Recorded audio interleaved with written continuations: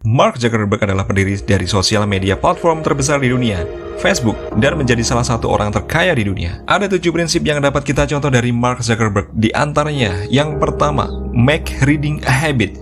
Jadikan kegiatan membaca menjadi kebiasaan. Di tahun 2015, Zuckerberg menantang dirinya sendiri membaca sebuah buku baru setiap minggu dengan menekankan pembelajaran tentang ragam budaya, kepercayaan, sejarah, dan teknologi. Menurut Zuckerberg bahwa dengan membaca dapat memenuhi kebutuhan intelektual, membaca membuat kita lebih intens mengeksplor topik daripada media apapun saat ini. Jadi jika kamu belum menjadi pembaca yang konsisten, sebaiknya kamu memulainya hari ini. Mulailah membaca buku, fiksi atau non-fiksi, buku apa saja yang menarik minatmu, supaya kamu mulai membaca dan biarkan perjalanan hebatmu mulai dari hari ini. Yang kedua, learn a new skill, mempelajari keahlian baru. Salah satu atribut Mark Zuckerberg yang paling dikagumi adalah sikapnya yang selalu ingin belajar, bahkan saat dia sudah menjadi milioner sekalipun. Suatu ketika pendiri Facebook ini mengambil tantangan belajar bahasa Mandarin, dan dia mengejutkan dunia saat memberikan pidato dengan menggunakan bahasa Mandarin dengan lancar di sebuah acara mahasiswa di Beijing. Kefasihannya dalam berbahasa Mandarin ini membuat Zuckerberg mampu mengarik kalangan akademis Cina, komunitas bisnis, dan termasuk regulator di Cina. Kamu tidak harus mempelajari bahasa baru untuk menunjang karir dan bisnis yang sedang kamu jalankan saat ini. Namun,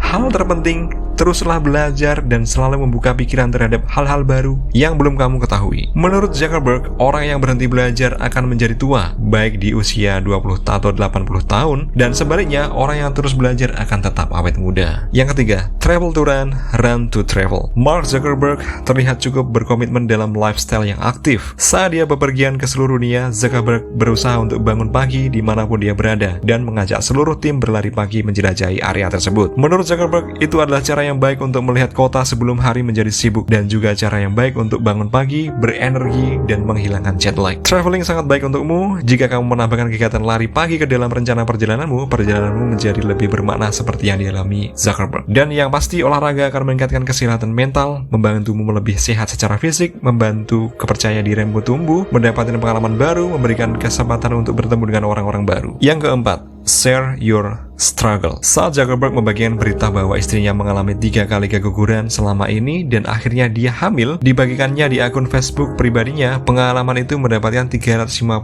likes dalam 1 jam setelah diposting. Membagikan informasi penting dan pengalaman hidup bisa membuat sebuah perbedaan. Zuckerberg membagikan ceritanya dengan maksud hal itu bisa memberikan orang lain harapan atas apa yang dia rasakan dan mendorong orang lain membagikan pengalaman mereka masing-masing. Waktu kamu membagikan kesulitanmu dengan orang lain, sebenarnya kamu sedang membangun hubungan dengan orang lain. Dengan memperlihatkan kerapuhan dan momen manusiawi, kamu bisa mempererat hubungan dengan teman, keluarga, dan rekan kerja. Terlepas jabatan dan kesuksesanmu, hal ini gunanya untuk membagikan kekuatan dan keharapan. Yang kelima, get out of your comfort zone. Keluar dari zona nyamanmu. Dengan menonton Mark Zuckerberg berbicara bahasa Mandarin di hadapan mahasiswa di China, itu akan menginspirasi secara pribadi, bukan hanya karena isi pidatonya, tapi pada kenyataannya bahwa dia dengan berani berpidato dalam bahasa asing, dan itu baru saja dia pelajari. Penelitian ilmiah telah membuktikan penting sekali bagi seseorang untuk keluar dari zona nyaman. Dengan adanya rasa tidak nyaman, entah itu pilihan atau bukan, itu akan mendorong kita mencapai tujuan-tujuan yang tidak pernah terpikirkan oleh kita. Sama seperti balita yang belajar berjalan, kamu akan terguling, jatuh, dan merasa tidak nyaman sebelum menemukan kebahagiaan yang kamu rasakan saat belajar dan berlari. Perasaan tidak nyaman itu tidak bisa dihindari setiap kali kamu belajar hal-hal yang baru. Yang keenam, give back to the society. Mahatma Gandhi pernah berkata, cara terbaik untuk menemukan diri Anda sendiri adalah dengan melayani orang lain. Bagi Zuckerberg, berdasarkan sejumlah penelitian yang dia baca, cara paling memuaskan untuk menggunakan uang adalah dengan berinvestasi pada orang lain. Tindakan ini membuat individu lebih sehat dan kaya. Mungkin inilah sebabnya mengapa kebanyakan milioner dunia berdedikasi mendermakan kekayaan mereka, seperti ditunjukkan oleh Bill Gates dan Warren Buffett. Mark Zuckerberg dan istrinya Priscilla Chan sudah mendonasikan dengan menyumbangkan saham ke Silicon Valley Community Foundation senilai 498 juta US dollar pada 2015. Sebelumnya pada 2012, mereka mendirikan sebuah sekolah yang juga menyediakan layanan kesehatan untuk semua mahasiswa dari lahir sampai lulus. Yang ketujuh,